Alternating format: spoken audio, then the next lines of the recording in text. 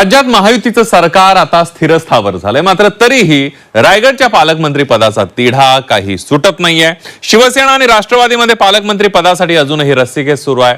केंद्रीय गृहमंत्री अमित शहांच्या दौऱ्यानंतर पालकमंत्री पदाचा तिढा सुटल्याची चर्चा आहे। बघूया। रायगडचं पालकमंत्री पद कुणाला मिळणार? शहांची शिंदेंची भेट, तटकरेंच्या घरी स्नेहभोजन। पालकमंत्री पदाचा तिढा सुटणार? रायगडच्या पालकमंत्री पदाच्या तिढ्याचं अजूनही भिजत घोंगड आहे। त्यातच केंद्रीय गृहमंत्री अमित शहांच्या रायगड दौऱ्यानंतर तिढ्यावर तोडगा निघेल अशी शक्यता होती, मात्र अजूनही अधिकृत कोणतीही घोषणा झाली नाही। सरकारमधले शिवसेना आणि राष्ट्रवादी हे दोन्ही पक्ष पालकमंत्रीपद सोडायला तयार नाहीयेत, त्यामुळे गेल्या 4 महिन्यांपासून जिल्ह्याला पालकच नाहीयेत। दरम्यान रायगड पालकमंत्री पदाचा तिढा लवकरच सुटेल अशी माहिती उद्योग मंत्री उदय सामंत यांनी दिली आहे।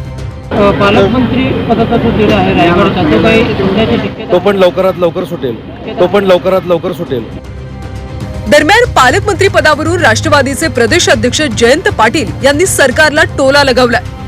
रायगडचं पालकमंत्री पद अदिती तटकरे यांना जाहीर केलं, मात्र महिलेवर कसा अन्याय केला जातो आणि जिल्ह्याला विकासापासून कसं दूर ठेवलं जातं हे आपण पाहतोय, असं पाटलांनी म्हटलंय। अदिती तटकरे या पालकमंत्री म्हणून जाहीर करण्यात आले। एका महिलेवर कसा अन्याय होतो, त्या महिलेला कसं पालकमंत्री पदापासून वंचित ठेवण्यात येतं आणि 4 महिने सरकार येऊन झाल्यावर देखील तिथं त्या जिल्ह्याच्या प्रगतीला कुणीही मालक नाही, ही परिस्थिती बरी नाही।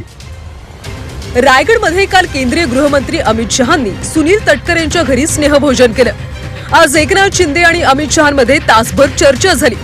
चर्चेनंतर शिंदेंनी भरत गोगावलेंना तातडीनं मुंबईला बोलावून घेतलं, त्यामुळे पालकमंत्रीपद कुणाच्या वाट्याला जाणार याबाबत शंकाच आहे। पण गेल्या अनेक महिन्यांपासून पालकमंत्री पदापासून वंचित असलेल्या जिल्ह्याला आता तरी पालकमंत्री मिळणार का याकडेच लक्ष आहे। लैलेश बारगजेसह ब्युरो रिपोर्ट, झी 24 तास।